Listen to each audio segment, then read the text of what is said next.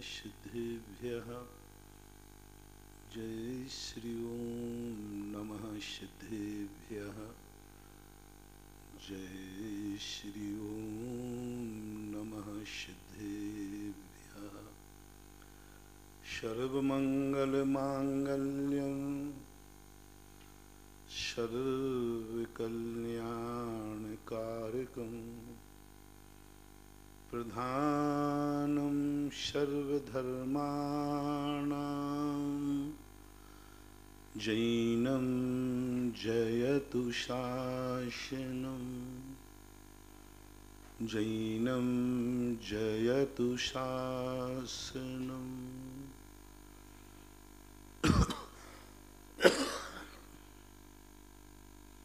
पंच परमेष्टि भगवान की जय हो। आचार्य श्री गुरुवर कुंद कुंद महाराज की जय हो। आचार्य श्री गुरुवर विद्यासागर महाराज की जय हो। परम उपकारी निर्यापक क्षमाण मुनि पुंगा श्री सुधासागर जी महाराज की जय। आचार्य संघ की जय।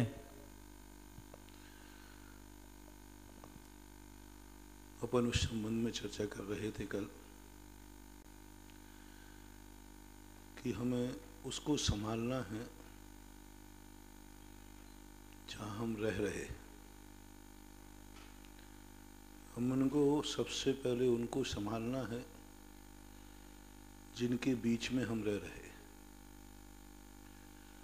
हमें उनको संभालना है सबसे पहले जिनसे हमारी जिंदगी चल रही है। हमें उनके संबंध में विचार करना है जो हमारे किसी काम में है। और इसके साथ में हमने कल चर्चा की थी कि सबसे पहले एक नज़र अपन अतीत पर डाल लें कि हम अतीत में कहाँ थे, इस दुनिया में कहाँ थे। व्यक्ति जब किसी राजगद्दी को संभालता है तो पूछता है, पहले एक वृद्धावली पड़ी जाती है, इसके पहले कौन बैठे हैं इस राजगद्दी पर, वो कैसे थे, उन्होंने क्या किया, उन्होंने क्या उत्थान पतन देखा, उसकी जानकारी की जाती है। अपन दूसरे के संबंध में विचार नहीं कर रहे हैं, अपने खुद के संबंध में विचार कर रहे हैं। हम अतीत में जहाँ थे उसका पता करो, तुम कहाँ से आए हो, तुम कौन हो, इस पर तो अपन चर्चा कर चुके हैं। तुम कहाँ से आए हो इस पर विचार करो। मैं कौन हूँ इस संबंध में दो दृष्टिकोण अपन ने प्रस्तुत किए थे। एक तो स्वाभाविक रूप और एक वर्तमान रूप। स्वाभाविक रूप की अपन चर्चा अभी गौण करता हूं। मैं वर्तमान में कौन हूं। वर्तमान में जो तुम हो उसको संभालो, जो अपने आप को मानते हो। एक सच्चा आदमी वो कहलाता है जो प्रारंभ में सबसे पहले गुरु पूछते हैं, तुम कौन हो। तो प्राय लोग शास्त्रों की रटी हुई बातें बता देते हैं, रटी हुई बातें बता देते हैं। मैं भगवान आत्मा हूं, मैं चेतन आत्मा हूं, मैं जीवात्मा हूं। कहां से पता है तुम्हें? शास्त्रों में रट ली है, तोता रटन। तो जितने विद्वान होते हैं, जितने ये मुनि होते हैं, जितने वक्ता होते हैं, जितने साधु संत होते हैं, जितने आज धार्मिक होते हैं, इन्होंने बहुत बड़ी पोथी रट ली है। इनसे कभी भी पूछना, ये तुरंत वही परिचय देंगे जो इन्होंने शास्त्रों में रट रखा है। जो भगवान के ईश्वर कर्तृत्ववाद को मानता है वो कहते तुम कौन हो? बोले हम भगवान के अंश हैं। अरे तेरे बाप को ही पता नहीं, तुझे कहां से पता हो गया कि हम भगवान के अंश हैं? कहां से रट लिया तुमने? कागजों में रट लिया? किसी पराई सुनी हुई बातें मानते हो?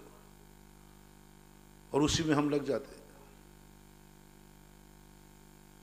जैन दर्शन में पूछो कि स्वाध्याय बनने वाले तुम कौन हो? अरे मैं भगवान आत्मा हूं, मैं अनंत चतुष्टय का धनी हूं, मैं शुद्ध बुद्ध ज्ञान ज्ञान, ये सब रट लेते, शुरू से रटा दिया जाता है।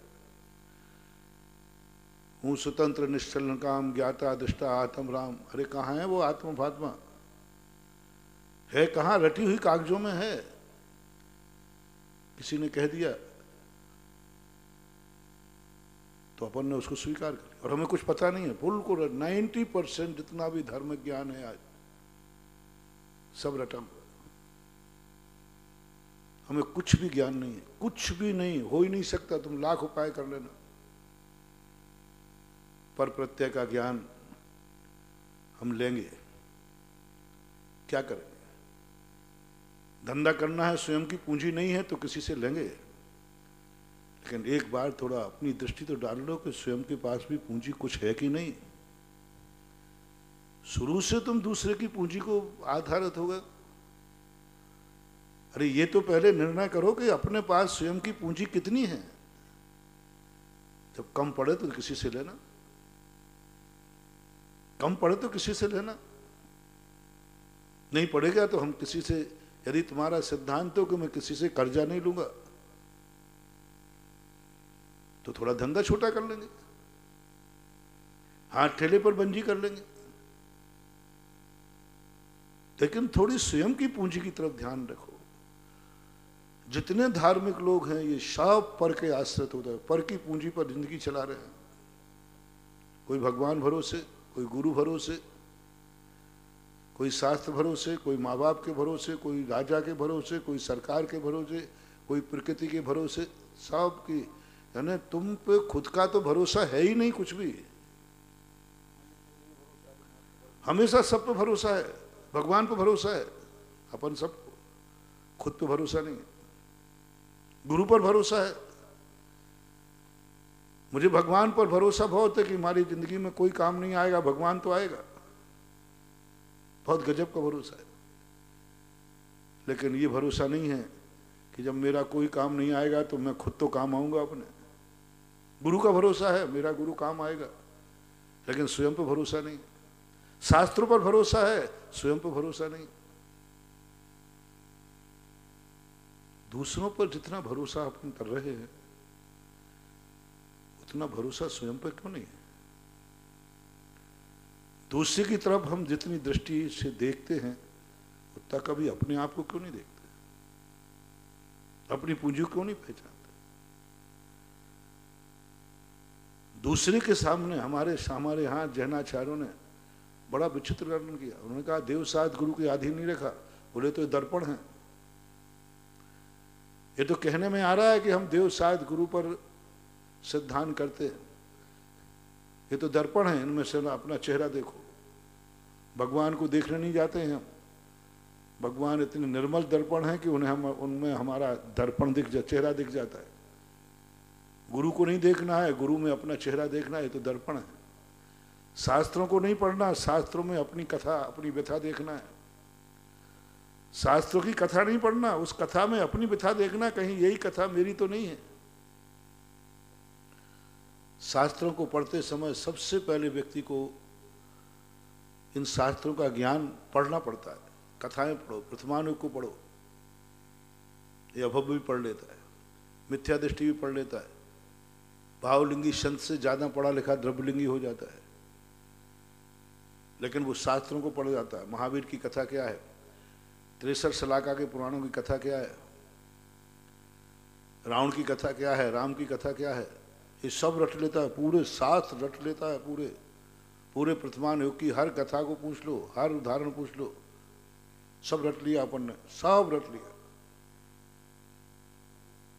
इससे कुछ नहीं होने वाला। ये तो पीएचडी करने वाला भी रट लेता है, एक परीक्षा में पास होने के लिए विद्यार्थी रट लेता है, अभव भी रट लेता है, सब दुनिया रट लेती है, अपन भी रट रहे हैं। सम्यक दृष्टि और मिथ्या दृष्टि के पढ़ने का नजरिया देखना कितना बड़ा विचित्र है। द्रव्यलिंगी और भावलिंगी का नजरिया देखना कितना विचित्र है। एक सम्यक ज्ञानी और मिथ्या ज्ञानी के पढ़ने, किताब एक ही है, किताब एक ही है, कोर्स एक ही है, टीचर एक ही, सब कुछ एक है। वो रट लेता है कि रावण कौन थे, वो रट लेता है राम कौन थे, पूरी जीवन गाथा रट लेता है। महावीर कौन थे, ऋषभदेव कौन थे, 63 सलाह का पुरुष ये, नारायण कौन, बलभद्र कौन, नारद कौन, रौद्र कौन, ये सब रट लिया। 6 द्रव्य, 7 तत्व, 9 पदार्थ सब रट लिया। अब सम्यक दृष्टि उसी किताब को पढ़ रहा है, वो देखता है कि ये कथा रामचंद्र जी की है, इनके जीवन में जो कुछ घटित हुआ मैं यहां कहां शामिल हो सकता हूं, मेरी कथा कितनी मैचिंग करेगी, मेरी जिंदगी की मैचिंग कितनी है। रावण का चरित्र पड़ेगा, कंस का चरित्र पड़ेगा, दुर्योधन का चरित्र पड़ेगा। सम्यक दृष्टि तुरंत दर्पण मानता है। मैंने पहले ही कहा, सम्यक दृष्टि कभी भी एक पन्ना भी, एक लाइन पड़ेगा, दर्पण मान के पड़ेगा। गुरु को पढ़ेगा, गुरु को देखेगा, गुरु को दर्शन करेगा, दर्पण मानेगा। भगवान का दर्शन करेगा, दर्पण मानेगा। कैसे? कथा पढ़ रहा है वो पांडवों की, दुर्योधन भी आ रहा है, सब अपन अभी निकृष्ट पात्रों को ले ले। दुर्योधन है, रावण है, कंस है, कितने पापी राग रहोगे, उनकी कथा पढ़ रहा है। सम्यक दृष्टि कहता है, तुरंत सोचता है इसमें मैं कहां शामिल हूं। दुर्योधन की कथा है, मैं कहां शामिल हूं। इसकी जिंदगी की जो आदतें हैं जो मुझे बुरी लग रही हैं, इनमें से कितनी आदतें मेरे पास हैं, कितनी आदतें मेरे पास हैं। और पढ़ते पढ़ते पढ़ते वो धृतराष्ट्र पुत्र दुर्योधन को भूल जाता है और वहां स्वयं को दुर्योधन मान के पढ़ना चालू कर देता। मेरी कथा लिखी है, कुछ नहीं करना, तो मम। दुर्योधन कौन था? सम्यक दृष्टि कहता मैं ही तो हूं। ये कथा किसकी लिखी है? बोले मेरी। ये अन्याय कौन कर रहा है? मैं। ओ कितना सोच। सामने किताब लिए हरिवंश पुराण, पांडव पुराण लिए है, और कह रहा है, बोलेगा नहीं तुम जोर से, अंदर कह रहा है मैं ही तो दुर्योधन हूं। ये सारे दुर्गुण जो दुर्योधन में हैं, तुरंत एक लाइन नहीं पढ़ता, वो एक लाइन पढ़कर तुरंत अपनी तुलना करता है। ये कथा मेरी जिंदगी में, मेरी जिंदगी से कितनी मैचिंग है,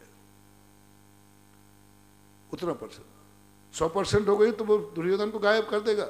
वो पढ़ते समय कहा मैं ही तो दुर्योधन हूं, नहीं अन्यायी हूं, मैं भी तो अपने पिता को ऐसे ही अन्याय पक्ष में ले जाता हूं। मैंने भी तो एक बार पिताजी से गलत कार्य के लिए समर्थन मांगा था।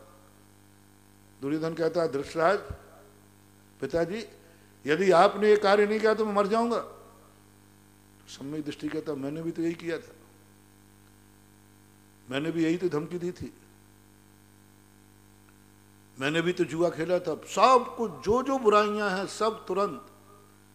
बुरे आदमी को पढ़ना बुरा नहीं है,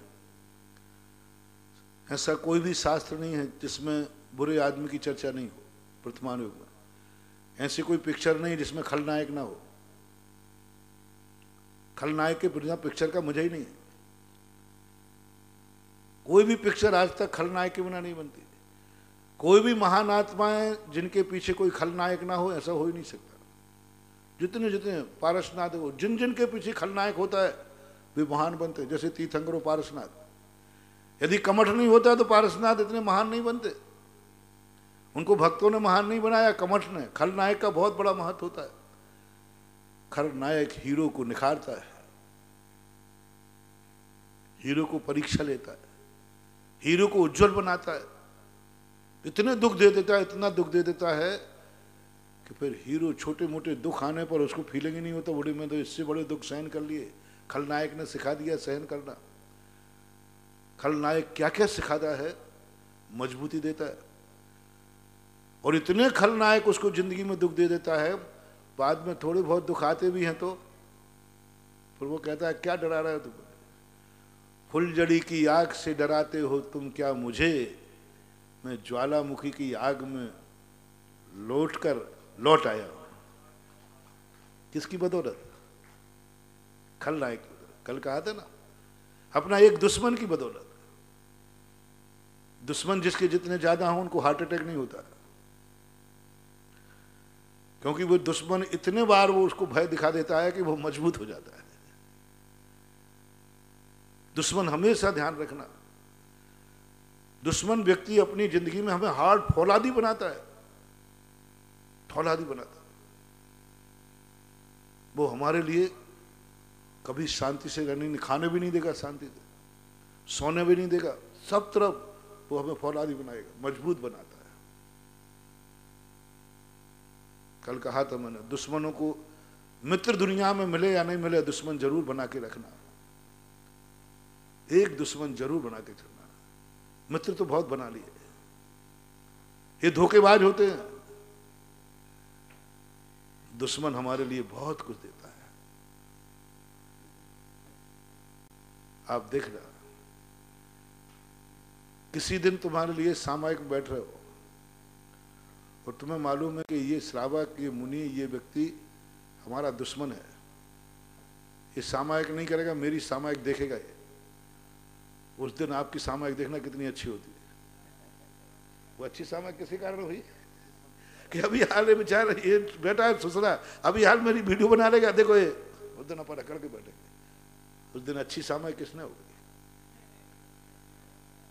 पारसनाथ का नहीं मिलता कि कभी वो 8 दिन तक ध्यान में बैठे, ऋषभदेव का तो मिलता है। पारसनाथ का कहीं उल्लेख नहीं मिला कि पारसनाथ ने जहां प्रतिमा उदाहरण किया था, कमठ ने उनको 8 दिन ध्यान में बैठा दिया, बैठो बड़ा ध्यान में, जब तक मैं नहीं कहूं तब तक आप यहां से उठना मत, उठना ही है तो ऊपर उठना और कहीं मत उठना। बड़ा मजेदार है दुश्मन पुराण पढ़ो, देखो क्या मिलता है। बस दुश्मन को भी तुम पॉजिटिव सोचना शुरू करो। हम अपनों के संबंध में तो बहुत बार सुन चुके, मैं भी सुना चुका, अपनों को पॉजिटिव संबंध में सोचना, अपनों के संबंध में अच्छा सोचना। थोड़ा मैं तुम्हें ऊपर उठा रहा हूं, थोड़ा दुश्मन के संबंध में भी पॉजिटिव सोचना। दुश्मन तुम्हारी जिंदगी में कितना उपकारी है, कितना उपकारी है। तुम लोग तो पिक्चरें देखते हो, क्या देखते हो पिक्चर? चलो पिक्चर ही देखते हो तो शिक्षा तो लो कम से कम। उस खलनायक ने हीरो को कहां पहुंचा दिया? हीरो को कौन जानता था, कौन पूछता था, क्या कीमत थी उसकी? लेकिन विपदाओं ने, संकटों ने, दुश्मन का अर्थ कोई जीव ही नहीं, कर्म भी दुश्मन है। संकट है, परेशानियां हैं, उन परेशानियों में घुट घुट करके व्यक्ति इतना मजबूत बनता है। लॉन की घास मत बनो, गमले के पौधे मत बनो। ये पंचम काल है, कभी भी अकाल पड़ सकता है, कभी भी बरसात कम हो सकती है। पानी के भरोसे जिंदगी मत कर लगाओ, पानी के भरोसे बाग मत लगाओ, पानी के भरोसे लॉन मत लगाओ, क्योंकि पानी का कोई भरोसा नहीं है। ये कलयुग है, कलयुग है। तुमने बढ़िया खेत कर दिया, पौधा लगा दिए, कल पानी आएगा, आया ही नहीं, साल भर पानी नहीं आया, लो साहब पानी नहीं गिरा, गमले के पौधे का क्या होगा? तुम बनो जंगल के पौधे, ऐसे पौधे बनो कि 2-4-8 दिन का, साल भर भी पानी नहीं लगे तो वो भी अपनी जिंदगी को ऐसा पौधा बनाओ कि विपरीत परिस्थितियां, जो सुख हमारे हैं सब छिन जाएंगे तो फिर क्या होगा? महावीर ने सबसे पहले यही बात कही, जिन जिन वस्तुओं के कारण तुम्हें सुख है, जो तुम्हारे पास है, उनके होते हुए एक दिन तुम उनके बिना रह के दिखाओ। तुम्हारे पास भोजन है? बोले हाँ है। कब तक के लिए है? बोले जिंदगी भर के लिए। कोई भरोसा नहीं। कल ये भोजन तुम्हारे हाथ में रहेगा कि नहीं रहेगा? आग लग गई तो, चोर लूट ले गए तो? जब तक भोजन है तब तक उपवास की साधना कर लो कि 1-2 दिन नहीं मिलेगा तो। ये जितने उपवास क्यों कराए जाते हैं? संलेखना के लिए, समाधि के लिए। अभी से उपवास क्यों करना? ठंड में उपवास क्यों करना? गर्मी में क्यों करना? बरसात में क्यों करना? क्योंकि मौत कभी भी आ सकती है, घोड़े कभी भी रह सकते हैं, जंगा बल कभी भी खत्म हो सकता है, नेत्र ज्योति कभी भी खत्म हो सकती है। यदि हमने उपवास की साधना की है, 1, 2, 4, 5, 6, 8 जो भी किया है, कम से कम सल्लेखना के समय ऐसी नौबत आ गई, अब चर्या नहीं पाल पा रहा हूं, चर्या नहीं पल पा रही है, सल्लेखना का समय है और उपवास मैंने कभी किए नहीं है, अब क्या करें? मुनिपद छोड़ो। अब अंत में 8 दिन के लिए मुनिपद छोड़ना पड़ा, 10 दिन के लिए। मौत तो निश्चित थी, बस इतनी सी कमी आ गई कि अब मैं चर्या आहार विधिवत ले नहीं पा रहा हूं। आंखों की ज्योति कमजोर हो गई, घोड़ों में दर्द हो गया, चंगा बल खत्म हो गया, अंजलि नहीं बन रही है और जिंदगी अब बिल्कुल लास्ट में है। और ये पता है खाने को नहीं मिलेगा तो संकलेश होगा, मर के अन्न में जाके गेहूं में त्रुला बनूंगा। त्रुला होता है ना, गेहूं में होता है, कीड़ा बनूंगा, क्योंकि विकल्प तो आएगा, सहन किया नहीं। अब तुम्हारे काम क्या आएगा? अब मुनिपद छोड़े नहीं, 3 दिन तक तो मैंने उपवास कर लूंगा, 4 दिन भी मैंने किए, 5 दिन भी मैंने किए हैं, इतने तक तो मैं चला लूंगा। अभी नहीं है भैया, रुको रुको, आहार तो आज से बंद हो गया क्योंकि परिस्थितियां ऐसी आ गई, लेकिन अभी चिंता मत करना। 1 दिन मैंने अठाई की थी, 8 दिन के उपवास किए थे, बिना आहार के कैसा लगता है मैंने करके देख लिया है, अनुभव सिद्ध हो। 8 दिन तक उसका विल पावर बड़ा रहेगा, तो कहे 8 दिन तो मैं चला लूंगा, अभी 8 दिन तो मेरी जिंदगी चल जाएगी, मुनिपद छोड़ना जरूरी नहीं है। और जिसके 8 दिन निकल गए, धीरे 8 के स्थान पे 18 भी निकाल लेता है। 1 दिन का उपवास आपत्ति काल में 2 दिन चलता है। 1 दिन उपवास की तुम्हारी साधना है तो आपातकाल में तुम बिना संकलेश के 2 दिन रह जाओगे। 2 दिन की साधना है तो 3 दिन, 4 दिन की साधना है तो 5 दिन, और 8 दिन की साधना है तो सीधा 16 दिन। इतनी साधना, 8 दिन का कष्ट जिसने सहन कर लिया वो 16 दिन की समाधि ले सकता है। ये साधना उसके लिए, क्योंकि किसी भी समय आप कोई निर्णय ले ना सकता है, मेरे जीवन का अंतिम क्षण है। किसी भी क्षण तुम मुनिचर्या के पालन करने लायक नहीं रह पाओगे। जिंदगी भर की कमाई है, जिंदगी भर की साधना है, और 8-15 दिन के कारण से हमारा मुनिपद, जिंदगी भर हम भावलिंगी रहे, रत्नत्र पालन किया, अंकलेश में संकलेश हो गया, क्लेश हो गया, क्योंकि हमने साधना तो की नहीं थी। तैयारी करके रखो। कभी हम शीत सहन किया नहीं, लो साहब ऐसे पड़ गए हम कहीं जाकर के, ठंडा प्रदेश था, ठंडा स्थान था। कभी हमने गर्मी प्यास सहन की नहीं, हम तो पानी लेके चलते थे, आप लोग चलते हो ना, हमेशा पानी पी लेते थे, लेके चलते थे। और यदि आकस्मिक में कोई समय ऐसा आ गया, किसी दुश्मन ने बोतल छुड़ा ली तो, पानी गिर गया तो कितनी देर तुम बिना पानी के रह पाओगे? कितनी देर तुम्हारा विल पावर है? कितनी देर मन को समझा पाओगे? कितनी देर तुम्हारी औकात है कि हाँ इतने दिन तक मैं बिना पानी के रह जाऊंगा? मन पूछ रहा है तुमसे, प्यास लगी है, गला सूख रहा है, आत्मा पूछ रही है कितनी ताकत है? तुम कहोगे मुझे तो 1 मिनट की भी ताकत नहीं, मैंने तो कभी हमेशा पानी लेके चलता था। तो अब क्या करोगे? बेहोश हो जाओगे, कामा में चले जाओगे, चक्कर आ जाएगा, कितने क्लेश होंगे तो आप जानो। इसलिए महावीर ने कहा, प्रभु ने, कि जब तक तुम्हारे पास पानी है उसको जल्दी मत पियो, प्यास लगने दो। प्यास लगने के बाद मैं 1 घंटे बाद पीऊंगा, 2 घंटे बाद पीऊंगा, 3 घंटे बाद पीऊंगा, 4 घंटे बाद पीऊंगा, 24 घंटे बाद पीऊंगा। उन्हीं को धीरे धीरे करा दिया। प्यास तो तुरंत लग जाती है।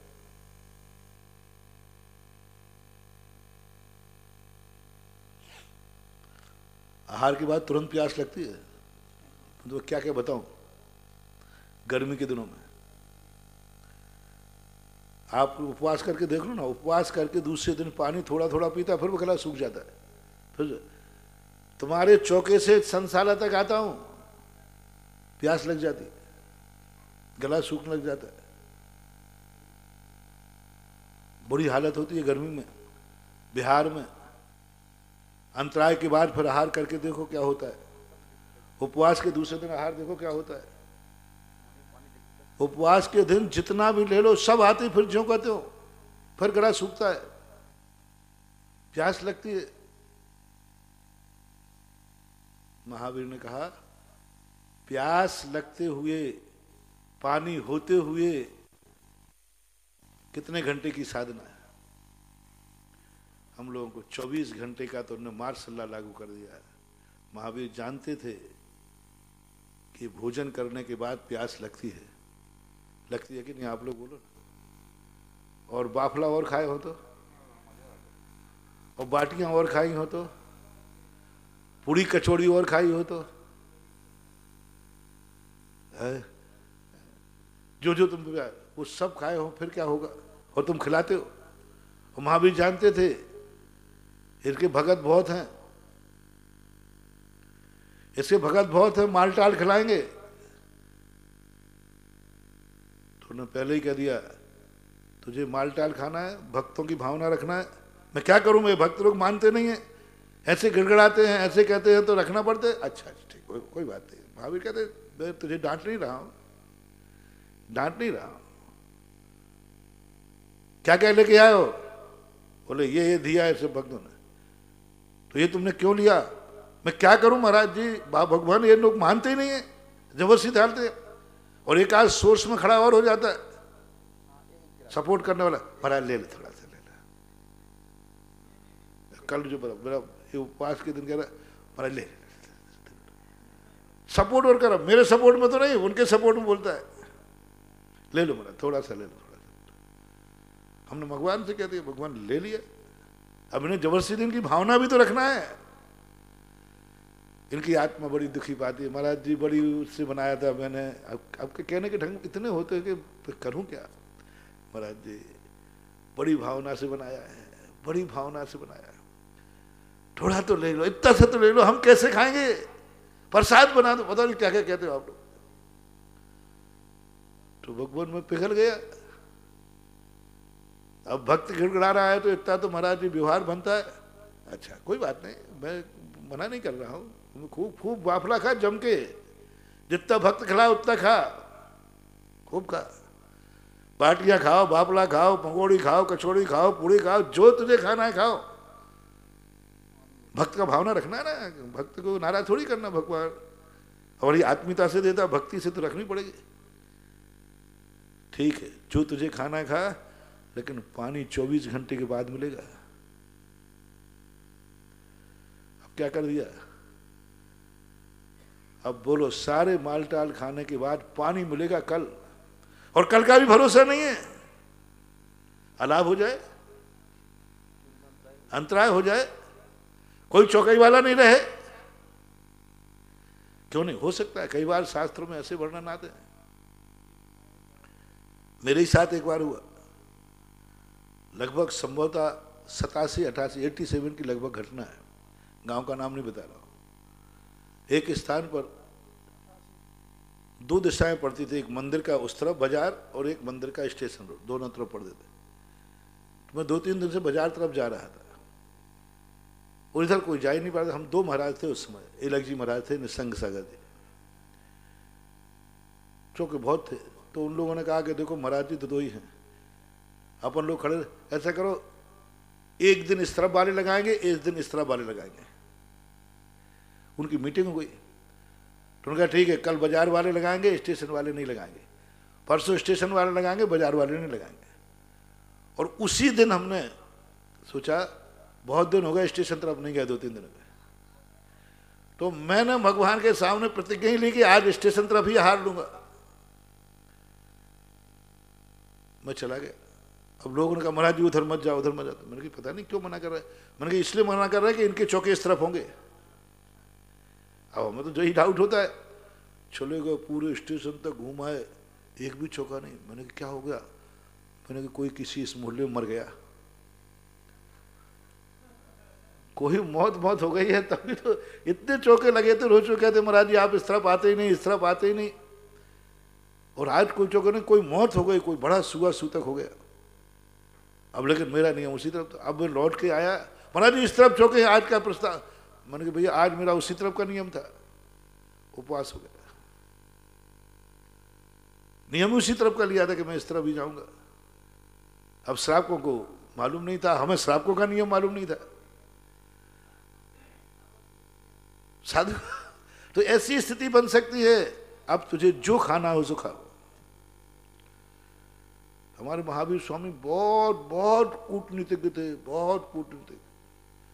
उन्होंने कहा इसको मना करेंगे, ये भक्तों से बहुत प्रभावित है, भक्तों का बहुत दयालु है, इसकी हिम्मत नहीं है कि भक्तों की भावना ठुकरा दे,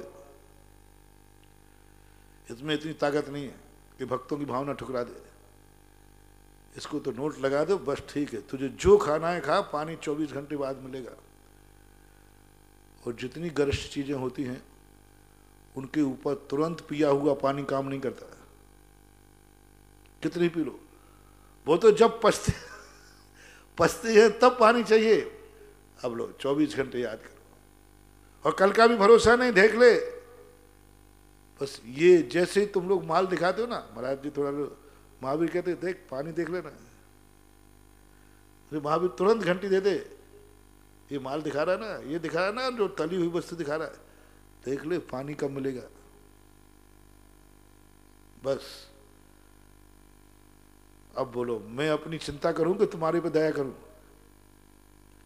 24 घंटे की साधना है, 2 दिन की साधना है, ठीक है पानी नहीं मिलेगा, मुझे संक्लेश नहीं होगा, मैं समाधि ले लूंगा। जितनी भी साधना मुनि की है इसका साध्य संलेखना, समाधि। अभ्यास बना रहे परिस्थितियों से जूझने का, अभ्यास बना रहे भूखे रहने का, अभ्यास बना रहे प्यास को सहन करने का, अभ्यास बना रहे ठंडी को सहन करने का, अभ्यास बना रहे गर्मी को सहन करने का, अभ्यास बना रहे बरसात में भीगने का, बना रहे अभ्यास। अभ्यास बना रहे जंगलों में रहने का, निर्भय बने रहो, क्या पता कौन उठा करके जंगल में ले जाए। जितने प्रकार के संकट हैं, हर संकट को झेलने की साधना करो, यही साधना, यही तपस्या है। तुम्हारे अंदर दुश्मन की कितनी गालियां सहन करने की क्षमता है, तुम्हारी कितनी साधना है, मानसिक साधना।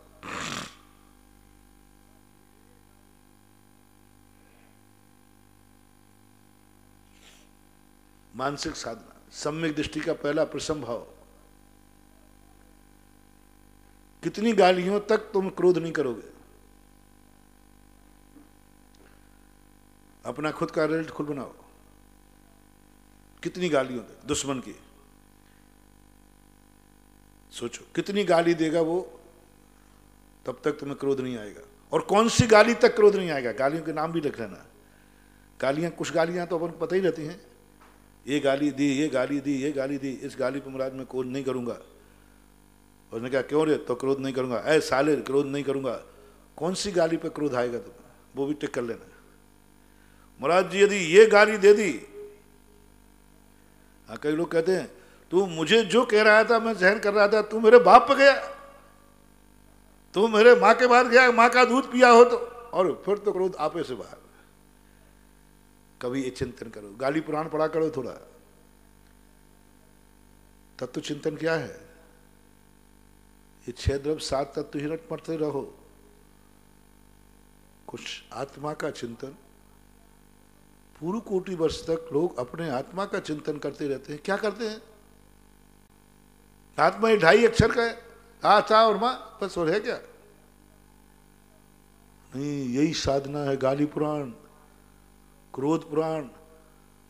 मैं कितनी दुश्मन की गाली सुनने पर मुझे क्रोध आता है? क्या दुश्मन को देखते उसकी गाली सुनते ही, देखते ही क्रोध आ जाता है? फैसला करो। साधना, नंबर देना अपने आप में। दुश्मन सामने आ जाए तो देखते ही तुम्हें द्वेष जाग जाएगा, ये आ गया। आपकी साधना कितनी है? कुछ भी नहीं, जीरो। निमित्त मिलते ही तुम्हारी परिणाम बिगड़ गए। निमित्त मिलते ही द्वेष जाग गया। निमित्त बिनते ही तुम्हें दुश्मन की स्थिति बन गई। कितनी देर तक तुम उसको ज्ञायक भाव से देख पाओगे? कितनी देर तक तुम शत्रु और मित्र की समता देख पाओगे? दुश्मन और मित्र दोनों आ गए, दोनों आ गए। परिणाम की परीक्षा करो, साधना शुरू करो, तत्व चिंतन शुरू करो। कितने समय तक हम दोनों को साम्य दृष्टि से देख पाएंगे? भेद नहीं करना। तत्व चिंतन करो, क्या फर्क पड़ता है? दोनों श्रावक तो हैं, दोनों मनुष्य तो हैं, दोनों जीव तो हैं। गाली दे दी तो क्या हुआ? उसकी कोई मजबूरी रही होगी, कोई ऐसा परेशानी रही होगी, अज्ञानी रहा होगा। दुश्मन को देख देख करके आप पॉजिटिव एनर्जी, पॉजिटिव एनर्जी, सकारात्मक सोचो। दुश्मन ने तुम्हारा बिगाड़ा है, आप कितना सकारात्मक सोच सकते हो? कितना सकारात्मक सोच सकते हो? कितना सोच सको? आप सोचने की कला सीखो। उसने मुझे गाली दी थी, उसने तुम्हारा बुरा विचारा था, उसने तुम्हारा नाश किया था। आपको सकारात्मक सोचना है। जिस दुश्मन ने तुम्हारा सब कुछ मिटाया है, सकारात्मक सोचो। कैसे सोचोगे सकारात्मक? दुश्मन के संबंध में सकारात्मक सोचो। गलती हो गई होगी, मानवी है, छदमस्त है, आ गया होगा आवेश, कोई मजबूरी रही होगी, किसी ने सताया होगा, हो सकता है कहीं झगड़ा हुआ होगा, उनसे नहीं जीत पाया, यहां निकाल दिया। अब सकारात्मक सोचो। उसने गाली क्यों दी? हो सकता विक्षिप्त हो सकता है रात में नहीं सो पाया हो सकता है वो गर्मी चढ़ी हो सकता है बेचारा आफत का मारा झुंझला गया हो सकता है आप उसके संबंध से, हो सकता है ये हो सकता है उसने गाली देने का भाव नहीं किया हो, शायद किसी ने दिलवाया हो, शायद किसी ने उनको धमकी दी हो कि तुम महाराज को गाली दे के आ, नहीं तो मैं तेरे प्राण ले लूंगा, तेरे परिवार को उजाड़ दूंगा। हाँ, कानून कहता है सबने देखा है कि इस व्यक्ति ने इसका मर्डर किया है। मजिस्ट्रेट वहीं था, कलेक्टर वहीं था, एसपी वहीं थे, सारी जनता गवाह थी, अदालत वहीं थी। मर्डर किया उसने आकर के, छुरा। अब क्या बहस करना? उठाओ उसको जेल में, फांसी चढ़ा दो,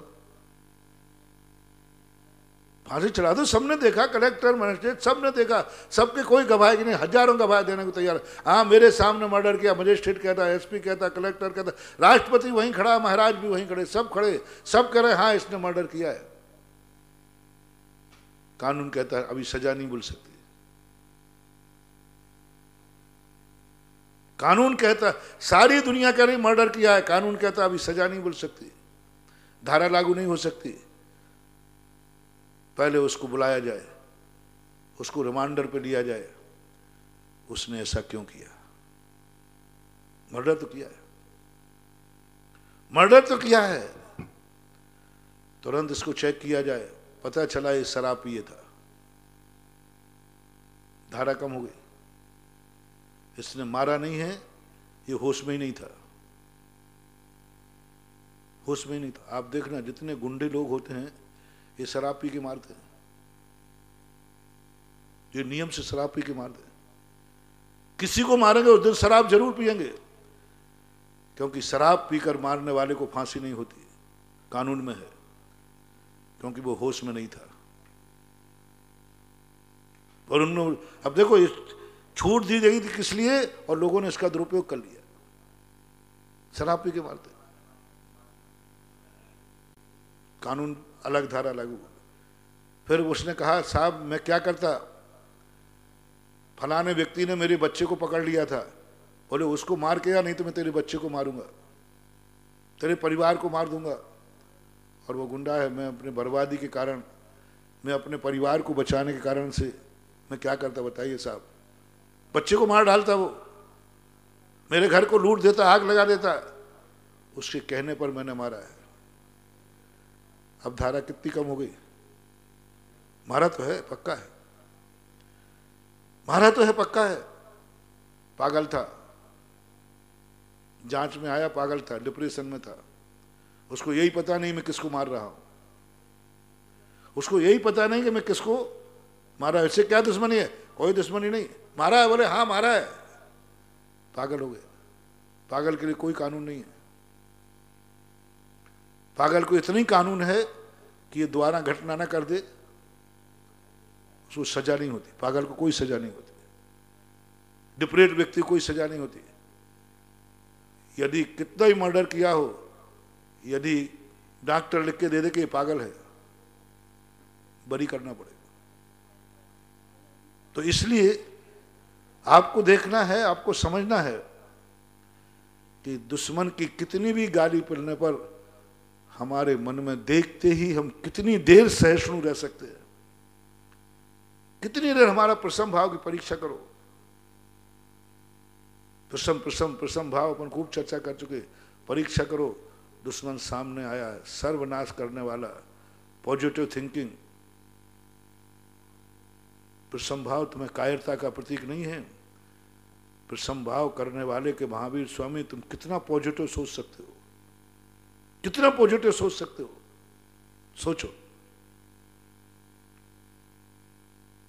पारसनाथ ने सोचा, भाई ने सर्वनाश कर दिया, सारी दुनिया नकारात्मक सोचे, पापी है, दुष्टी है, मार डालो इसको। राजा ने देश निकाला दे दिया। मात उस नगरी के अंदर एक पारसनाथ का जीव था जिसने पॉजिटिव सोचा, नहीं मेरा भाई ऐसी गलती कर नहीं सकता, हो गई होगी, संसारी प्राणी है, हो गई होगी गलती, गलती की नहीं होगी, हो गई होगी गलती, संसारी प्राणी है, हो गई तो हो गई, इतना थोड़ी था। लो साहब, सर्वनाश करने वाले को पैर छूने चला गया, किसके बल पर? पॉजिटिव सोच। जिसका सर्वनाश हो गया, पारसनाथ पुराण पढ़ो, मैं तो नहीं समझता कि इतना सर्वनाश करने वाले के प्रति क्षमता भाव मुनि महाराज को भी आएगा कि नहीं आएगा, मैं नहीं कह सकता। जिसने सर्वनाश कर दिया, सब कुछ क्या नहीं किया उसका पुराण पढ़ लो, मैं अपने मुंह से नहीं बोल रहा हूं। उसके बावजूद भी वो उसके सामने क्षमा मांगने पहुंच गया, क्या सोचा होगा? क्या सोचा? ये सोचा, काश मैं भी तो इस प्रकार का हो सकता था, संसारी प्राणी हूं, मेरा मन भी तो मचल सकता था, मैं भी तो एक गलत कार्य कर सकता था।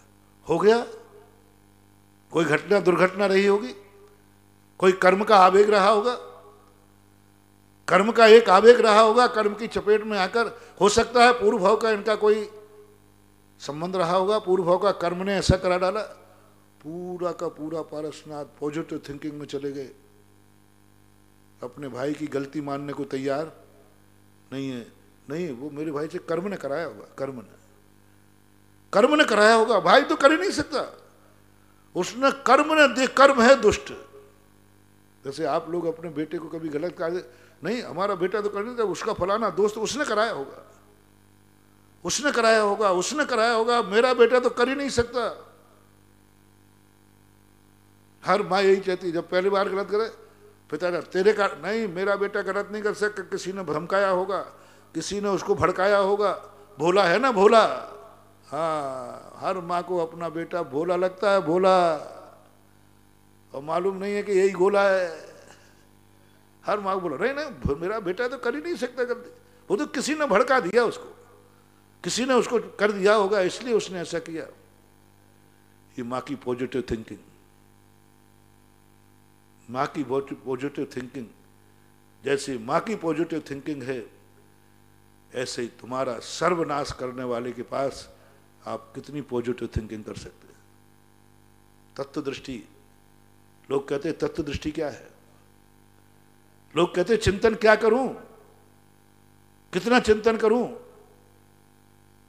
लोग चिंतन करो जब तक इसमें पास नहीं हो, जब तक पासिंग मार्क नहीं आए। पॉजिटिव थिंकिंग, गले में सांप डाल दिया यशोधर महाराज का, पॉजिटिव थिंकिंग। क्या उनको मालूम नहीं था कि इसने सांप डाला है? क्या रात में उनको कष्ट नहीं हुआ था? क्या शरीर को चींटियों ने नहीं खाया था? Positive thinking. इस बेचारी की कोई गलती नहीं है, कर्म का मारा है, अज्ञानी है, सच्चा साधु से अज्ञानी है। यदि ये मुझे पहचानता होता तो उपसर्ग नहीं करता, और जिस पर इसने उपसर्ग किया वो तो मैं हूं ही नहीं। यही तो कहा था सिकंदर के सामने कल्याण मुनि ने कि हे कल्याण मुनि को बुलाओ यहां पर, क्योंकि उनके गुरु ने कहा था भारत जा रहे तो वहां से एक संत लाना। तो उसने बुलाया, सिकंदर कौन नहीं आएगा, साधु तो किसी कहने से थोड़ी जाता है। जब सिकंदर खुद गया, बोले तुझे मेरी तलवार का डर नहीं है? बोले कुत्ते की तलवारों से नहीं डरता हूं, तेरी तलवार कुत्ते के समान है। बोले कैसे है? बोले तेरी तलवार जड़ है, जिसको काटती है वो भी जड़ है। अपने जाति भाई को मारने वाला कुत्ता होता है, ये तलवार कुत्ते के समान है। बोले गर्दन जड़ है कि तेरी है? बोले जड़ है। तू मुझे काट नहीं सकता, तू मुझे जान नहीं सकता, जो मैं हूं उसे तलवार काट नहीं सकती, और जिसे तलवार काटती है उसे वो मैं हूं नहीं। क्या मुनि ने प्रयोग उपदेश दिया उसको, सिकंदर घबरा गया। बोले ऐसी भी दुनिया में कोई लोग हैं जो कहते हैं शरीर कट जाए जड़ है, पुद्गल है, इससे कोई फर्क नहीं पड़ने वाला। क्या फर्क पड़ता है? कितनी प्रसन्न भाव। यशोधर महाराज पॉजिटिव थिंकिंग में चले गए, पॉजिटिव थिंकिंग में चले गए। बेचारा क्या करे, कर्म का मारा है। दर्शन मोहिनी का उदय है, साधु को नहीं पहचानता कि साधु उपसर दूर करने के लिए नहीं होते, उपसर करने के लिए नहीं होते हैं। पॉजिटिव थिंकिंग, बेचारा क्या करे, कर्म का मारा है। मरे को क्या मारना, जो वैसे ही कर्मों से बंधा है, मर रहा है, अब इसे क्या मारे? दया आ गई, दया आ गई, करुणा, इतनी दया उमड़ गई, इतनी दया उमड़ गई, आशीर्वाद दे डाला। बचाने वाला मारने वाला एक हो गया।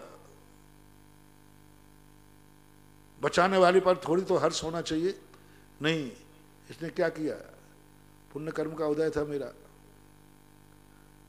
कैसे आगे होगी समता भाव? और कितनी देर समता रही?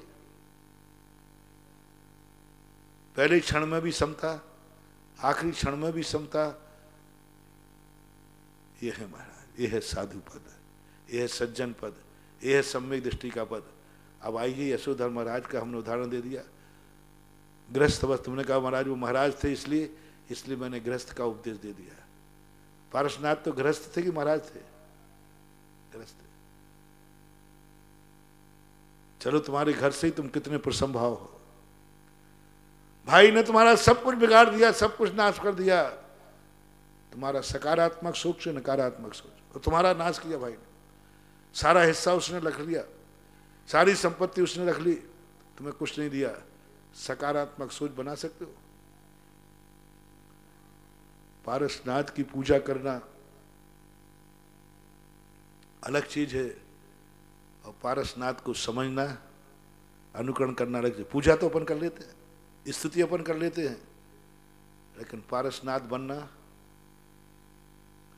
कितना गजब का। जब भी मैं इसका चिंतन करता हूं रोंगटे खड़े हो जाते। ये है समता, इसको बोलते प्रसन्न भाव। हम तो फैले, इसको बोलते प्रसन्न भाव। सब लुट गया, सब भी भर जाकर के। ऐसे ही नहीं अमर हो गए पारसनाथ, ऐसे नहीं पूज रहे हैं ये, ऐसे ही नहीं वो भूमि पावन हो गई जहां वो बैठ गए थे। ऐसी क्या उनमें पावनता थी कि आज लगभग 2800-2900 वर्ष हो गए, उसके बावजूद भी वो स्थान उतना ही पावन और पवित्र है। आज वो स्थान उतना ही वंदनीय है। ऐसी क्या थी उनमें कि अभी तक संस्कार है, ऐसा संस्कार क्या पड़ा? बहुत बड़ी ताकत महानुभाव, कितना प्रसंभाव, कितना प्रसंभाव। एक और देखो उनकी बर्बादी और देखो देखो उनका प्रसंभाव। ग्रस्त अवस्था में रामचंद्र जी का प्रसंभाव देखो। कैकेयी के प्रति नकारात्मक सोच की पॉजिटिव सोच। दुश्मनों की बात कह रहा हूं आज, मित्रों की नहीं कह रहा हूं। दुश्मनों के प्रति पॉजिटिव सोच तुम्हारी कितनी है? राजगद्दी निश्चित है, राजगद्दी का अधिकारी है, प्रजा साथ में है, कानून साथ में है, धर्म साथ में है, भाई भी साथ में है, और माँ ने ऐसे मौके पे देश निकाला दे दिया। किसकी हिम्मत है ऐसी, जिसको सब कुछ मिलने वाला हो और कोई उसमें विघ्न डाल दे? ऐसे दुश्मन के प्रति आपका सोच क्या, नकारात्मक की सकारात्मक? कितने परसेंट मान लो? मैं तो हाथ नहीं उठाऊंगा, मेरे में इतनी हिम्मत नहीं है। इतना नाश कर दे कोई, मेरा सब कुछ काम बनने वाला है और कोई मेरे काम में विघ्न डाल दे, मेरी आंखें लाल हो जाएंगी। यह है मेरा दुश्मन जन्मजात, पैरी दर पैरी। अरे पता नहीं क्या क्या भाव उठेंगे, क्या क्या भाव उठेंगे। बोलो भाई, उठेंगे कि नहीं? बीच में थोड़ा ही सा तुम्हारा भजन चल रहा है, उसमें थोड़ा सा किसी ने बीच में बोल दिया और उसी समय हारमोनियम बिगड़ गया। उसी समय एक छोटी सी घटना, पर किसी घटना में ले लो, अपन कितनी देर रह पाएंगे? आज मेरा यही तरफ आपका संकेत है। आज हो जाए एग्जाम, प्रश्न पत्र मेरा है और मेरे लिए भी है, उत्तर आपको लिखना, जांच भी आप ही लेना है। कितनी देर समय पूछ रहा हूं? क्या बात, कैसे था राम, कैसे पूछ गए राम? सारे जगत में हर संप्रदाय वाला पूछ रहा है, राम के बिना हर संप्रदाय अधूरा है। कहां से आ गए इनके पास ऐसा गुण? और भी मोक्षगामी जीव हुए, और भी बलभद्र हुए। ओह गजब गजब, पॉजिटिव थिंकिंग, दुश्मन के प्रति पॉजिटिव थिंकिंग, पॉजिटिव थिंकिंग। मां से कहते हैं कौशल्या से, मां आप कैकेयी से द्वेष मत करना, उस स्थान पर आप होती तो क्या करती? मैं आपका बेटा होता और राजगद्दी किसी दूसरी माँ के बेटे को दे रहे होते तो माँ आप क्या करते? आपके मन में क्या भाव आता? ठीक है इतना नहीं करती, लेकिन भाव तो आता कि मेरा बेटा, क्या तुम्हारे लिए भाव नहीं आता कि मेरा बेटा राजा बने? हर माँ का विश्वास है, ये माँ का स्वभाव है। उसने कौन सा पाप किया है? अपने बेटे को कौन गद्दी पर नहीं बैठाना चाहती? कौन सी माँ है? गोदी में लाते हर माँ ने राजा बेटा कहा है, हर माँ ने अपने बेटे को राजा बेटा कहा है। हर माँ की तमन्ना है कि मेरा बेटा राजा बने। गजब। लक्ष्मण ने नकारात्मक सोचा तो लक्ष्मण को फटकार दिया, खबरदार लक्ष्मण। माँ को बुरा किया, माँ ने कोई गलती नहीं की, तुम माँ बन के देखो, उस स्थान पर तुम बैठ के देखो, उस स्थान पर तुम बैठते तुम इससे ज्यादा करोगे। पॉजिटिव हो गया, कैकेयी के प्रति पॉजिटिव। और एक दिन नहीं, 2 दिन नहीं, वैष्णव दर्शन में एक बड़ा प्रसंग आया, पॉजिटिव। जब दशरथ एक बार उनको पैतृक रूप में दर्शन देने आए तो राम से बड़े खुश थे, तो बोले मांग लो, क्या मांगना है रामचंद्र जी? बोले मुझे कुछ नहीं चाहिए, जो आपने माता कैकेयी के प्रति कोप किया था मेरे वनवास भेजते समय, त्याग किया था, वो कोप वापस लीजिए, और माता का जो आपने परित्याग किया था वो वापस ले लीजिए, बस इससे ही चाहिए है। मैंने कहा प्रसंभाव अभी तक, इतनी देर प्रसंभाव दुश्मन के प्रति, क्या प्रसंभाव। रावण के मरते ही जब आदेश देते हैं, कितनी क्षणिक क्रोध था उनका, और वो भी क्रोध था तो धर्म के लिए था, धर्म की रक्षा के लिए था। रावण जैसे धराशायी हुआ, रामचंद्र जी ने दुश्मन के साथ क्या दुर्व्यवहार होता है। सैनिकों को दिए जाते हैं 100 और सैनिक उनको लातों से खेलते हैं, पेड़ों पर लटकाते हैं, कुछ रामचंद्र जी ने लंका के एक भी सैनिक की दुर्गति नहीं की। मरने के बाद, रावण के मरने के बाद क्या सम्मान दिलाया। नहीं, रावण का दाह संस्कार राजकीय सम्मान के साथ होगा।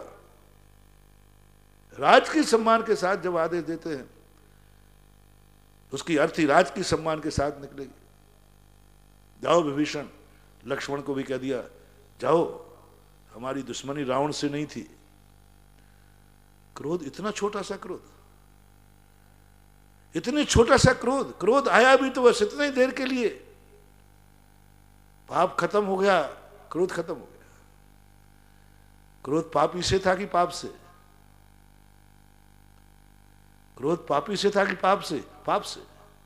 पापी से था ही नहीं। था, होता होता तो चाहते तो रावण की पुट्टी पुट्टी कर देते, चौराहे पर लटका देते। दुष्ट राजा को, यदि राम का शीश रावण को मिलता तो क्या करता? और रावण को रावण का शीश मिला, क्या सम्मान दिलाया। क्रोध पाप से करो, पापी से नहीं। पाप खत्म, क्रोध खत्म। लेकिन हम तो पाप से क्रोध तो करते नहीं हैं, पापी से क्रोध कर लेते हैं। मुर्दे पर भी हम अत्याचार करते हैं। भारत देश ऐसा नहीं है। एक बार कई भारतीय सैनिकों को मार डाला, उनके मुर्दे के साथ जो अत्याचार किए, मुद्रों के साथ जो गड़ा गेंद खेली, शीश काट करके, मुर्दे के साथ। भारतीय संस्कार है नहीं, जिससे मेरा क्रोध था वो खत्म हो गया। भारतीय व्यक्ति को डॉक्टर के समान होना चाहिए। क्रोध आता भी है तो डॉक्टर के समान आना चाहिए। डॉक्टर को कोई व्यक्ति कितनी लातें मारता है, मरीज आकर, सन्निपात का मरीज है, डॉक्टर कुछ नहीं करते, रुमाल उठा के पहुंच लेते हैं। जब वो ठीक हो जाता है, लोग कहते, देख तूने डॉक्टरों को लातें मारी थी, गाली नहीं दी। बोले डॉक्टर साहब, मैंने आपको लात मारी, गाली दी, मुझे क्षमा करना, मैं होश में नहीं था। बोले चिंता मत कर बेटा, जो लातें मार रहा था ना, उसको तो मैंने बड़े बड़े इंजेक्शन लगा के निकाल दिया है। उसी का तो मैं हूं, मैंने तो इंजेक्शन लगा के उसको निकाल दिया। यदि तू मारता तो अभी मार। यानी लात मारने वाला कोई दूसरा था, उसी का तो मैं डॉक्टर हूं, वो निकल गया। अब तो तुम अच्छा आदमी है, काय बुरा मानते ही। रामचंद्र जी कहते डॉक्टर ढके समान गए। बोले रावण ने जो अत्याचारी था वो तो निकल गया, अब रावण के शव से क्या लगना, रावण के परिवार जीतने। रावण के जैसा युद्ध यदि अयोध्या में रावण जीतता ना, पूरी अयोध्या को तहस नहस कर देता। जो आताताई राजा होते हैं वो सैनिकों को लोभ देते हैं कि यदि तुमने इस राजा को जीत लिया तो तुम्हें इस नगर को लूटने का पूरा अधिकार रहेगा। आताताई राजा सैनिकों को लोभ देते, वहां का धन, वहां का दौलत, वहां की स्त्रियां, वहां की माताएं, सब लूटने का आदेश रहेगा तुम्हें। जितने भी राजा हुए बड़े बड़े आताताई राजा, इनके सैनिक एक ही डिश से लड़ते थे, यदि मैंने जीत लिया तो इस नगर में तुरंत राजा कहता जाओ लूट लो तुम्हें जो लूटना है। इसलिए तो जौहर होते थे। आज तक कोई भी जौहर किसी अदर लोगों में नहीं हुआ। भारतीय राजाओं ने भी युद्ध किए, उनकी महिलाओं को जौहर नहीं करना पड़ा। शिवाजी ने युद्ध लड़ा, लंका में रामचंद्र जी ने युद्ध लड़ा, जौहर नहीं करना पड़ा। क्यों? वहां तो यही तरीका है। आप देखना, इतिहास उठा के पढ़ना, हर राजा आता था ही कहता है तुम्हें इसको जीतना है नगर को। लोभ क्या है? जो संपत्ति सैनिकों की सब लूटने के रहेगा, इज्जत, महिलाएं, माताएं, बहनें सब तुम्हारी होंगी, तुम्हें जो करना है करो, बस जीतना है। और हमारा भारतीय राजा क्या कहता है, युद्ध खत्म होते ही लंका वासियों को आदेश देते, सेना को किसी के ऊपर बुरी दृष्टि नहीं डालोगे, ये संपत्ति लंका की है, लंका की ही रहेगी। और रामचंद्र जी ने क्या अभय का उपदेश, सारी लंका तहस तहस कांप गई, क्योंकि उसे अपने राजा का स्वरूप मालूम था। और रामचंद्र जी ने तुरंत संदेश का, विभीषण जाओ लंका को संदेश दो, किसी को भयशील होने की जरूरत नहीं है, किसी को भयशील होने की जरूरत नहीं है,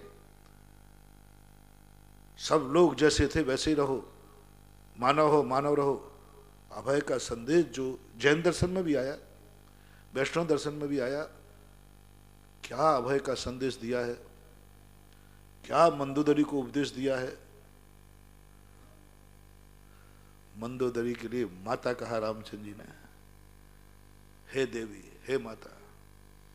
दुश्मन की थी, कुछ भी अत्याचार कर सकते थे, देवी माता कह करके संबोधन किया, देवी कह के संबोधन किया।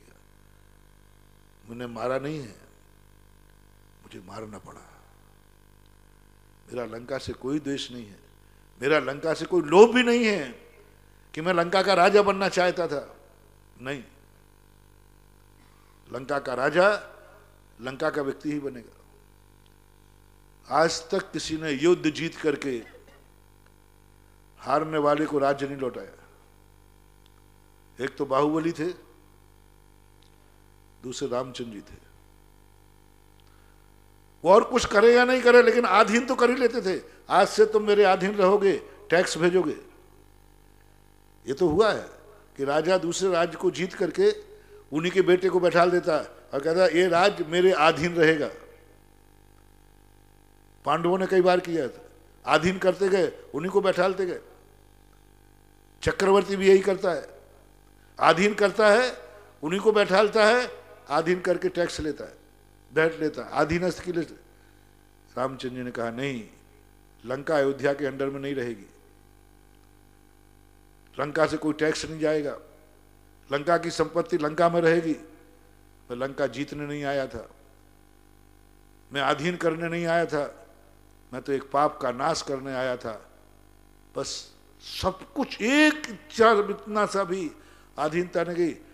विभीषण को अपने बराबरी का राजा माना, अधीनस्थ राजा नहीं माना। अधीनस्थ राजाओं की जब वो दूसरा प्रसंग आप देखना, जब रामचंद्र जी लौट के आए अयोध्या के अंदर, विभीषण साथ था, सारे जितने अधीनस्थ राजा थे उनकी कुर्सी अलग लगी थी। विभीषण को अधीनस्थ राजा नहीं माना, स्वतंत्र राजा मान करके अपने बाजू में बैठा लाया। बोले विभीषण मेरे अधीनस्थ राजा नहीं है, ये स्वतंत्र राजा है, और स्वतंत्र राजा हैं तो ये मेरी बराबरी पर बैठेंगे। दुनिया दंग रही। विभीषण कहने लगा, बोले साहब आपका अधीनस्थ राजा हूं, आपने जीता है। बोले नहीं, सुग्रीव मेरे अधीनस्थ राजा नहीं है, विभीषण अधीनस्थ राजा नहीं है। और ये सब का सब युद्ध जीता था किसने? रामचंद्र। कैसी पॉजिटिव सोच, स्वयं जीता, हजारों लोग मरे, लक्ष्मण को लक्ष्मण शक्ति लगी, फिर भी हनुमान लंका को अधीन में नहीं किया, गुलाम नहीं बनाया, दास नहीं बनाया। ये अभय को उपदेश आप और हम सबको ये विचार करना है। श्रावकों के उदाहरण और साधुओं के दोनों उदाहरण अपन को मिल गए हैं। अब अपन को सोचना है, अपन सामने दुश्मन के प्रति कितनी देर हमारी समता रह सकती। पहले तो समता, मित्र भी है और दुश्मन भी है, दोनों में एक समान। यशोधर महाराज, एक समान दृष्टि, दोनों में एक समान। पॉजिटिव करो, पॉजिटिव करो, जल्दी करो पॉजिटिव। 1 मिनट, 2 मिनट, या देखते ही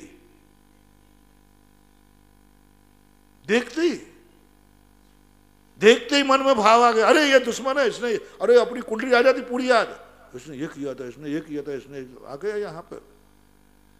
1 सेकंड भी नहीं लगा, 1 सेकंड भी हम नहीं भूल पाए कि नहीं कोई श्रावक आया है, एक सेकंड भी हम याद नहीं कर पाए। महाराज के प्रवचन तो मैं पूछूं कि जिस दिन लॉकडाउन हुआ था उस दिन मेरा प्रवचन कौन सा हुआ था, याद नहीं है। और दुश्मन की गाली, तारीख भी याद है, समय भी याद है। एक सेकंड दुश्मन आते ही हमारे पास पूरी रील चालू हो जाती है, इसने मेरे साथ एक किया, एक किया, एक किया, एक किया, एक किया। और जिन्होंने उपकार किए उनके, जो तुम्हारे उपकार, उनके याद आवे या नहीं आवे? उनको तो हम भूल जाते हैं। माँ बाप ने क्या किया, परिवार ने क्या किया, गुरु ने क्या किया, धर्म, उनके संसार में तेरे प्रति कितना किसने किसने क्या किया, तब कहीं तो इतना बड़ा हो पाया। बोलो अपन यहां तक पहुंचे हैं, इसमें कितने कितने लोगों का सहयोग है। कल्पना करो किन किन को याद है।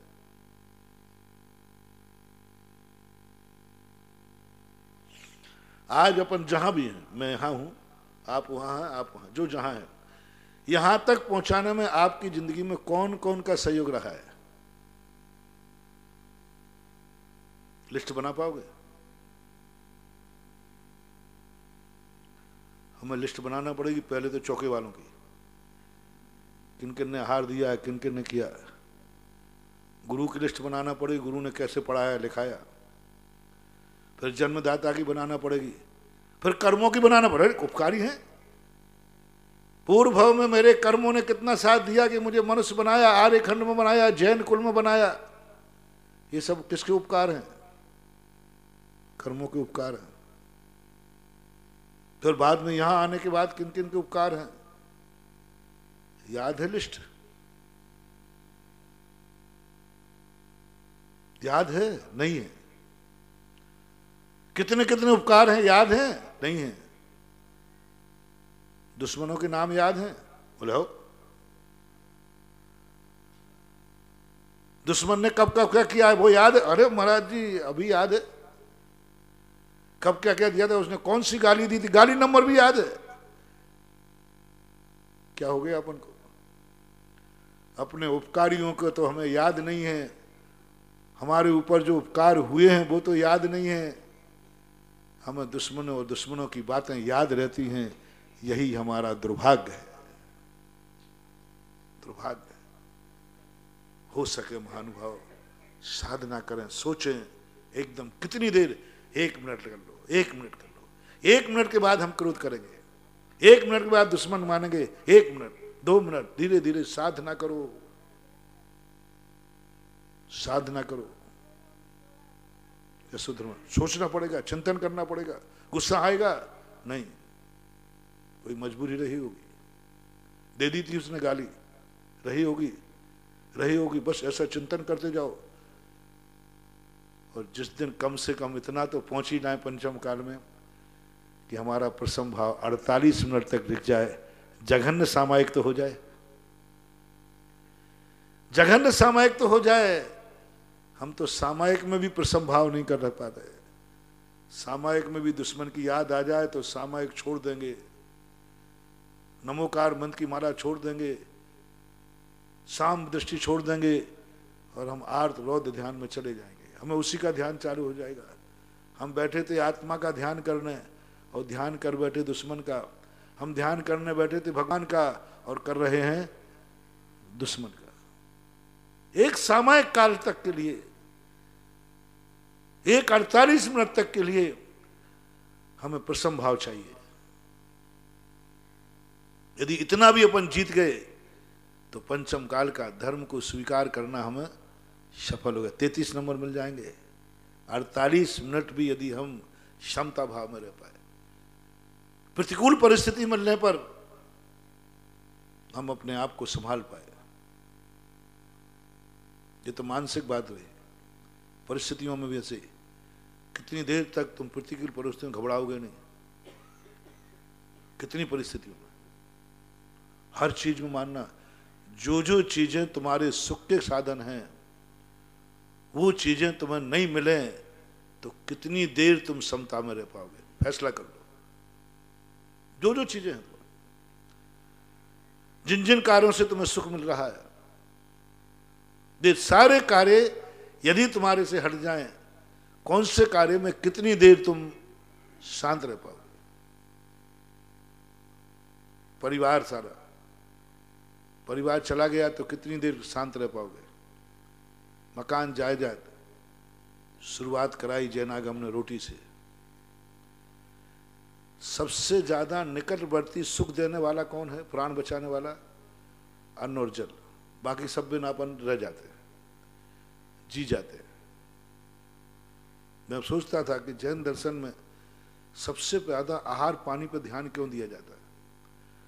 आहार पानी की त्याग चर्चा क्यों की जाती है? आहार पानी पर शुद्धिकरण क्यों, और आहार पानी ही त्याग क्यों कराया जाता है? सबसे ज्यादा जैनियों में खान पान की त्याग कराने की बात है चर्चा, शुरू से ही, शुरू से। ये नहीं खाना, ये नहीं खाना, ये नहीं खाना, ये नहीं खाना। और उपवास कराने की साधना, 2 प्रतिमा में रख दी प्रयोजदा। अरे भाई 2 प्रतिमा में उपवास रख दिया, बोले खाना। क्योंकि सबसे जिंदगी में अनिवार्य चीज कौन सी है? अन्न और जल। सबके बिना तुम्हारी जिंदगी तुम समझा लोगे मन को, कोई बात नहीं। परिवार नहीं है, मन को समझा लोगे। कोई मर नहीं रहा, वो मर गया तो क्या हुआ? मकान नहीं है, कोई बात नहीं, झोपड़ी बना के रह जाएंगे। दुनिया गाड़ी घोड़ा नहीं है, पैदल चले जाएंगे। सब तरफ से अपने मन को समझा लोगे और जिंदगी चल जाएगी। पानी नहीं है, भोजन नहीं है, अब समझाओ मन को, कहो चल जाएगा। मकान के बिना चल गया, परिवार के बिना चल गया, धन दौलत के बिना चल गया, कपड़े भी छीन लिए तो चल गया, चल जाएगा। अब जल पानी के बिना चलाओ, अब समझाओ मन को। मन कहता है पानी नहीं है, जल नहीं है, अब समझाओ, चल जाएगा, मर जाएगा। अभी तक तो कह रहा मकान नहीं है चल जाएगा, परिवार नहीं है चल जाएगा, ये नहीं है चल जाएगा। अब ऐसी चीज आ गई जिसके बिना नहीं चल सकता। महावीर ने उसी पे अटैक किया, बोले अन्न जल के बिना तेरा नहीं चलेगा। यहीं से मैं साधना शुरू कराता हूं तेरी। अन्न जल के बिना कितनी देर तू समता में रह सकता है? कितनी देर समता में रह सकता है? कितनी देर? बस साधना शुरू करो महानुभाव। आप लोगों से भी मेरा कहना है, सबसे अनिवार्य वस्तु भेद विज्ञान। भेद विज्ञान को साथ महात्मा की बात करें, क्या भेद विज्ञान है? अभी हम जल और अन्न के बिना कितनी देर तुम रह सकते हो? इसलिए श्रावक संकल्प करता है, मैंने पानी पी लिया, इतने घंटे का मेरा त्याग। बीच में यदि लगाई तो बोले त्याग। प्यास लगे तुरंत पानी कभी नहीं पीना। रात में पानी सिराने रख के मत सोया करो, उसी में कीड़े बनोगे। मत सोया करो रात में पानी रख करके। कम से कम एक कहा करो, सुबह तक तो मैं चला लूंगा, एक रात में चला लूंगा, दिन होने के बाद पानी की जरूरत पड़ेगी। मैंने इतनी साधना की। जैनी होकर, जैन श्रावक होकर कम से कम इतनी तो साधना करे कि मैं रात भर बिना अन्न जल के रह जाऊंगा। चलो इतना शुरुआत करो। दिन की नहीं करा रहा हूं, दिन की नहीं करा रहा हूं। रात के 12 घंटे तक मैं कोई अन्न जल ग्रहण नहीं करूंगा और फिर भी संक्लेश नहीं करूंगा, फिर भी समता भाव रहेगा, पॉजिटिव थिंकिंग नहीं करूंगा, कोई संक्लेश नहीं करूंगा 12 घंटे। लेकिन सुबह होते ही मैं पीऊंगा पानी, कोई बात नहीं। 12 घंटे की साधना, 12 घंटे का भेद विज्ञान, 12 घंटे तुमने अन्न जल के बिना जीने का कर लिया। फिर धीरे धीरे दिन पे आ जाओ। रात का हो गया ना, अब दिन पे आइए। एकदम सुबह उठ के ही नहीं पीऊंगा, थोड़ा मंजन करूंगा, मुंह धोऊंगा, फ्रेश होऊंगा, उसके बाद पीऊंगा। तो और साधना करो। नहीं नहीं, अब मैं नहा धोकर मंदिर जाऊंगा, अभिषेक पूजन करके पीऊंगा। दिन की साधना देखना, आपकी साधना बढ़ रही है। नहीं नहीं, अब और थोड़ी साधना बढ़ाता हूं, मुनिराज के आहार के बाद करूंगा। पहले मुनिराज को आहार दूंगा, फिर अन्न जल ग्रहण करूंगा। इसके इतना तो मैं रह लूंगा, कोई संकलेश नहीं महाराज, इतना तो रहता। कई श्रावक रहते, मुनिराज के आहार टाल देने के बाद कहूंगा, इतनी तो क्षमता है महाराज, संकलेश नहीं है। और साधना, बोले महाराज आज अष्टमी है, 24 घंटे इसके बिना समता में रह जाऊंगा, आज उपवास करता हूं, 24 घंटे रह जाऊंगा मैं साधना करके, बिना अन्न जल के रह जाऊंगा, कोई संकलेश नहीं होगा, कोई आकुल व्याकुल परिणाम नहीं होंगे।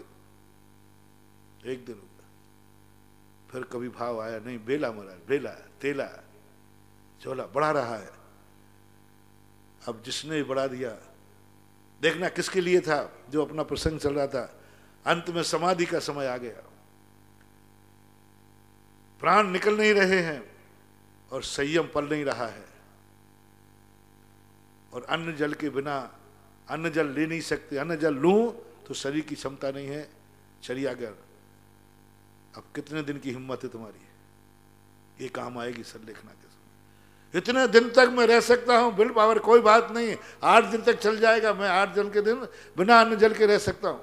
भेद विज्ञान की चरम सीमा, एग्जामिनेशन, आराम से 8 दिन तक, क्या 4-5 दिन में ही व्यक्ति समता पूर्वक चला गया, बिना जल के, ना जल की याद आई ना अन्न की याद आई तो अपने आत्मा की याद आई, परमात्मा की याद आई। साधना की हो तो पॉजिटिव थिंकिंग करो। हर प्रतिकूल परिस्थिति में, हर प्रतिकूल व्यक्ति के लिए आपको पॉजिटिव सोचना है, हर प्रतिकूल व्यक्ति के लिए, हर परिस्थिति के लिए। मैं कुछ नहीं कह रहा हूं, आज का सबके लिए होमवर्क है, अपने से प्रतिकूल व्यक्ति के संबंध में पॉजिटिव सोचना है, उसके पक्ष में सोचना है। कितना भी तुम्हारा नाश किया हो, तुम्हें पॉजिटिव सोचना है। और परीक्षा जब होगी, आपने पॉजिटिव सोचा कि नहीं सोचा, परिणाम क्या है? आप पॉजिटिव सोच पा रहे हैं या नहीं सोच पा रहे हैं, रिजल्ट क्या है बता दो, घोषणा कर दो। तुम जिस दिन सर्वनाश करने वाले परम दुश्मन के घर में कोई बीमार हो गया, उसके नाम की शांति धारा आप कराओगे। किसकी शांति धारा कह रहा हूं? अपनी नहीं, अपने परिवार की नहीं। जो सबसे बड़ा दुश्मन है, तुम्हारा सर्वनाश किया है, क्या हिम्मत है तुम्हारे, उसके घर में संकट आया है, बीमार है, उसके नाम की शांति धारा तुम करा सकोगे? उससे घर के व्यक्ति बीमार हुआ है, वो अस्पताल में गया है, मृत्यु से जूझ रहा है, डॉक्टर ने कह दिया खतरे से, खतरा है, खतरे के अंदर है, बहुत खतरा है। क्या तुम श्रीफल लगा चल लेकर के पारसनाथ भगवान के पास आ सकते हो? क्या श्रीफल लेकर गुरु के पास आ जाते हो? गुरु महाराज शांति धारा करा दी। बोले क्यों? मेरे परम दुश्मन है, उसकी संकट। अरे वो तो तेरा दुश्मन है। बोले नहीं महाराज, वो भी किसी बेटे का बाप है, यदि मर गया तो बेटा अनाथ हो जाएगा, मर गया तो मां निपुती हो जाएगी, मां मर गया है उसकी तो स्त्री विधवा हो जाएगी। मेरी दुश्मनी उससे है, परिवार से नहीं। मेरी दुश्मनी उससे है, परिवार से नहीं। उसके मरने पर सारा परिवार उजड़ जाएगा, इसलिए प्रभु ऐसे गलती नहीं करूंगा। क्या इतना सोच तुम्हारा बनेगा? क्या लाद सकोगे श्रीफल? क्या फेर सकोगे नमोकार मंत्र की माला? क्या फेर सकोगे, पढ़ सकोगे एक बार भक्तांबर पाठ अपने दुश्मन के लिए? पॉजिटिव सोच। पढ़ सकोगे भक्तांबर पाठ? किसके लिए पढ़ रहे हो? उसके ऊपर संकट आया है, विपदा आई है, कर सकोगे क्या भाव? बहुत कठिन महानुभाव, बहुत कठिन है। सम्यक दर्शन का पहला पेपर प्रसम भाव, संवेग, अनुकंपा और आस्तिक से भी ज्यादा कठिन है। नहीं आएगा भाव। प्रतिकूल परिस्थितियां आने पर पॉजिटिव सिग्नल, नहीं ये मेरे हित में आया है, मेरी गुणकार शेरनी खा रही है तुम्हें, तुम पॉजिटिव सोच रहे हो, वो तुम्हारे लिए कर्म ऐसे उदय में आ गए, तुम पॉजिटिव सोच रहे हो। साधु क्या सोचता है? ये 22 परिसर क्या है? पॉजिटिव थिंकिंग से जीते जाते हैं। 22 परिसर वही जीत सकता है। मच्छर काट रहा है, पॉजिटिव थिंकिंग। मच्छर काट रहा है, नकारात्मक थिंकिंग की पॉजिटिव, नकारात्मक, ये काट रहा है, ये बहुत जोर से काट लिया है, इसको ये और ये एक और मिला के दे दिया है, ये उड़ा दिया। पॉजिटिव थिंकिंग, मच्छर काट रहा है, काश इस स्थान पर मैं होता तो। आप क्या करते भाई? आप मच्छर थे, क्या किया आपने? शायद आप लोग समझदार मच्छर रहे होंगे, महाराज को तो काटते ही नहीं होंगे। नहीं महाराज, हम लोग महाराज, हम भी मच्छर थे, ये मच्छर बिल्कुल बुद्धू है, बहुत मूर्ख है। महाराज जब हम मच्छर थे तो हम महाराजों को नहीं काटते थे, हम महाराज को नहीं काटते थे। कितने चाहे भूखे मर जाए महाराज। अच्छा, कोई दावा कर सकता है? तुम मच्छर थे और जो तुम्हारा आज मच्छर तुम्हें काट रहा है, तुम्हारे मच्छर के होने में और उसके मच्छर की कहानी में दोनों एक मैचिंग कर रही कि अंतर है? अंतर है। तुम होते तो क्या करते? तुम्हें कोई उड़ाता तो क्या करते? तुम्हें बाहर से बहुत जोर से भूख लगी है और अंदर माल रखा है, बाहर से ताला लगा है, तुम्हारे क्या परिणाम होते बताओ? मान लीजिए तुम बैठे हो, बहुत भूख लगे आए हैं, भोजन रखा है, लेकिन बाहर से ताला बंद कर दिया किसी ने, अब तुम्हारे परिणाम कैसे चल रहे हैं? ऐसा ही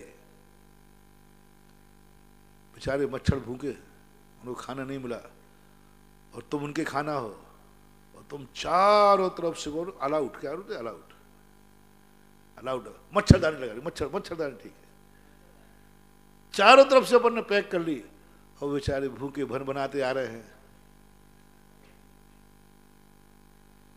दिख रहा है भोजन, लेकिन बाहर से क्या हो गया? लॉकआउट, सब बंद। वहां जा रहे हैं, वहां गैस बन गई, कछुआ छाप लगा दी। पॉजिटिव थिंकिंग, सोचो बंधुओं, बहुत परिचय सहन करने की आदत बन जाएगी।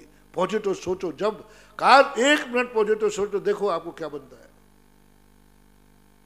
काश तुम होते तो बेचारा भूखा होगा, क्यों काटता मेरे? क्या दुश्मनी थी उसको?